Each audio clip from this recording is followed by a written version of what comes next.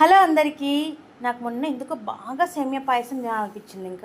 ఇంకా వెంటనే ఇంట్లో సేమియాలు ఉన్నాయన్నమాట. వాటిని అయితే తీసేసి ఇంకా నెయ్యి వేసేసుకొని ఒక పాన్లో నెయ్యి అయితే వేసుకొని ఒక లైట్ గోల్డెన్ బ్రౌన్ వచ్చే వరకు అయితే వేయించేసుకున్నాను. వేయించుకున్న తర్వాత వాటిని మరో బౌల్లో అయితే తీసేసుకొని నీళ్ళల్లోనే బాగా ఉడికించుకున్నాను అనమాట. నీళ్ళల్లో ఉడికించుకున్న తర్వాత ఇంకా తగినంత చక్కెర అయితే యాడ్ చేసుకున్నాను.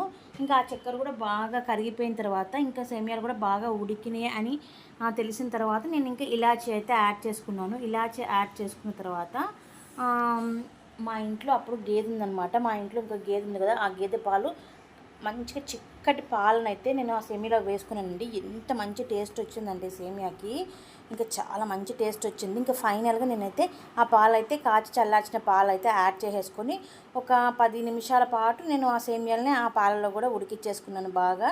అలా ఉడికిచ్చేసుకున్న తర్వాత ఇంకా ప్యూర్ నెయ్యి ఉంది మా ఇంట్లో. ఇంకా ప్యూర్ నెయ్యి ఉంటే ఆ ప్యూర్ నెయ్యిలో నేనైతే డ్రై ఫ్రూట్స్ అన్నీ బాగా వేయించేసుకొని ఆ డ్రై ఫ్రూట్స్ని కూడా నేను సేమియాలో అయితే యాడ్ చేసుకున్నాను.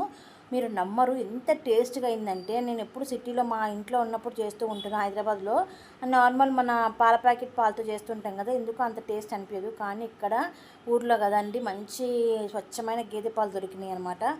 మా ఇంట్లోనే ఉంది కదా గేదె, ఇంకా మంచిగా చేసుకొని తిన్నాను అనమాట. ఆ రోజు అయితే ఎంత టేస్టీగా అయిందో. ఇంకా ఆ రోజు శనివారం కావడంతో నేనైతే ఇంకా దేవుడికి కూడా ఇంకా ఈవినింగ్ నైవేద్యం పెట్టేసి నేనైతే ఇంకా సేమియాని అయితే లాగిచ్చేసాను.